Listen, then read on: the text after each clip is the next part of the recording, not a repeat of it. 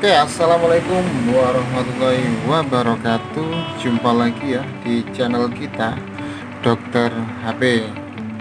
Oke, kali ini saya akan membahas sesuai permintaan teman-teman semua, yaitu tentang dasar servis HP ya. Banyak yang tanya, alat apa saja sih yang harus dibutuhkan seorang user HP itu. Oke, yang pertama, yang paling wajib itu banyak sekali ya, tapi saya akan menyebutkan alat yang sangat-sangat dibutuhkan. Untuk servis HP itu ada dua macam ya, yaitu ada software dan hardware. Oke, kita ke hardware terlebih dahulu ya, ke perangkat kerasnya, yaitu ke mesinnya. Kita yang dibutuhkan adalah ini ya. Nah, ketiga alat ini, empat ya. Jadi alat yang pertama ini obeng, obeng plus ya, seperti ini, obeng plus, dan ada obeng bintang ini ya, biasanya untuk Nokia, ada yang kecil, ada yang agak besar, dan ada yang lagi bintang punyanya iPhone ya. Meskipun kita nggak servis iPhone, tapi kita tetap gunakan ini. Untuk apa? Kita gunakan untuk biasanya ada HP yang memang Android, biasanya ada di Xiaomi ya. Oke, saya contohkan. Biasanya ada baut-baut di sini. Ini menggunakan obeng ini ya. Kebanyakan menggunakan obeng ini. Jadi fungsinya obeng ini buat buka baut-baut yang ada di sini. Itu hanya tipe-tipe tertentu ya. Dan kalau iPhone juga menggunakan, karena ini kecil sekali, bintang tapi kecil. Nah, ini ya, yang wajib pertama kita adalah obeng, dan harganya pun sangat murah sekali. Ini kalau nggak salah saya beli itu harga 15.000 ya. Harga 15.000 berarti 60.000 untuk obeng saja ya. Jadi untuk hardware yang pertama adalah kita butuhkan obeng ya. Yang minim kita punya 4 jenis obeng seperti inilah ya. Kalau bisa ditambah juga yang min ya, yang min suatu saat juga dibutuhkan karena ya. Oke, yang pertama ini. Yang kedua, setelah kita punya obeng ya, untuk membongkar kita harus punya ini ya. Oke. Sama ini ya, pinset. Sama sih, saya punya banyak karena biasanya memang kadang menghilang dia ya. Kadang menghilang, kadang hilang semua. Ini ketepatan masih ngumpul karena saya habis bersih-bersih ini ya. Biasanya ini berantakan. Alat yang kedua yaitu ini ya, ada pinset ini dan ini ya, dan kalau ada juga ini dan ini. Oke, fungsinya setelah kita mengobeng ya. Oke, coba kita contohkan ya. Oke, baut kita copot ya. Lalu kita butuhkan ini congkel ya, dan ini harganya juga kisaran 20 ribuan ya, 15 sampai 20 ribuan. Fungsinya untuk nyopot. Kalau kita punya kuku panjang, kita bisa gunakan kuku, tapi kalau kita nggak punya kuku, ataupun kuku ini kadang panjang karena saking seringnya kita congkel-congkel seperti ini, sehingga kita tetap membutuhkan ini ya, karena ini memang lentur ya, kuat tapi lentur. Beda dengan ini ya, ini juga kuat sih tapi sangat lentur sekali. Ini bisa digunakan untuk nyopot TS ya, touchscreen ya. Nah, dan bisa juga menggunakan ini apa, ini bekas tablet ya, seperti ini. Oke, ini bekas tablet ya. Kita ambil yang ininya aja, yang belakang kan ada kaca, kita copotin aja, kita panasi lalu kita copotin dan kita potong-potong sehingga jadilah seperti ini. Ini fungsinya untuk mencopot TS. Ini lebih aman daripada ini.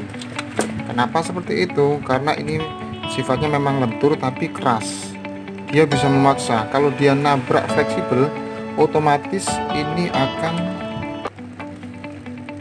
putus ya fleksibelnya. Tapi kalau ini dia itu pasti nanduk, beda dengan yang ini ya. Kalau ini langsung ya set. Tapi kalau ini lebih aman ya. Dan ini fungsinya ya, ini juga bisa sebagai ini contohnya ya, saat copot IC ya, kita bisa ngangkat seperti ini ya, bisa goyang-goyang ya, atau bisa juga buat copot-copot fleksibel ya. Jadi contohnya seperti ini ya. Nah, ada fleksibel, kita bisa copot seperti ini, cetek ya. Ini juga bisa ya. Nah, biasanya gitu ya. Dan ini juga sama ya. Dan bisa buat konektor cas saat kita blower, nanti bisa kita copot, kita pasang gunakan pinset. Oke, alat yang kedua yaitu pinset, dan tool inilah ya yang wajib kita miliki. Dan harganya itu nggak jauh beda dengan obeng, sekitar 15.000 sampai 20.000. Ini juga gitu, kecuali ini ya, ini gratis.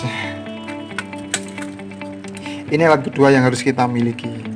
Fungsinya sudah saya jelaskan tadi. Oke, setelah kita obeng dan kita copot casingnya, apa yang kita butuhkan ya, yang jelas solder ya, ada solder, ada fluk ya.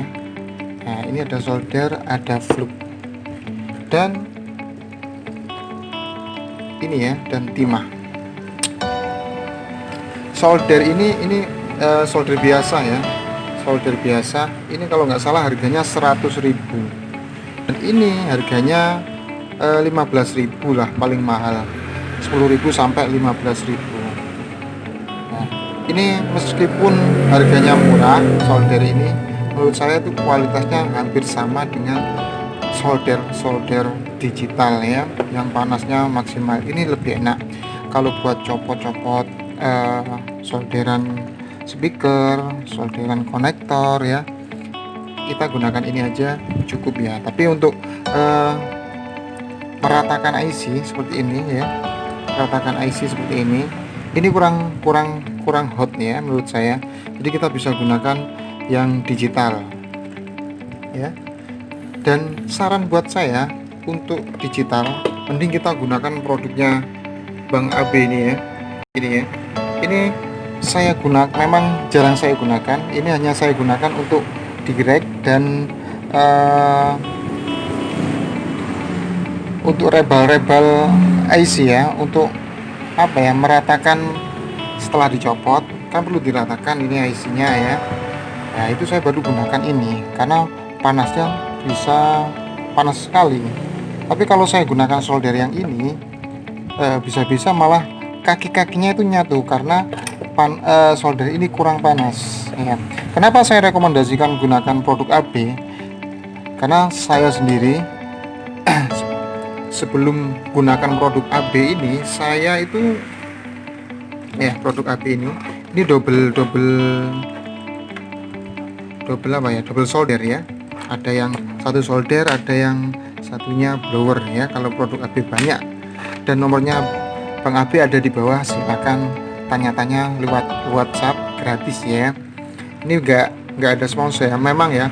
Dulu saya gunakan digital solder biasa yang 50.000, tapi ternyata kalau sudah rusak ya, kita bingung sendiri. Tapi kalau kita gunakan produk AB rusak, kita tinggal WhatsApp orangnya aja, kita minta bantuan perbaikan, atau kita nggak mau repot, silahkan dikirim saja ke Bang Abimanyu.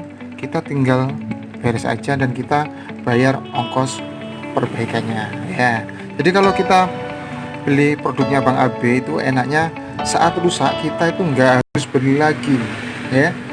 Mau dibenahi sendiri oke, dibantu dengan orangnya yang membuat.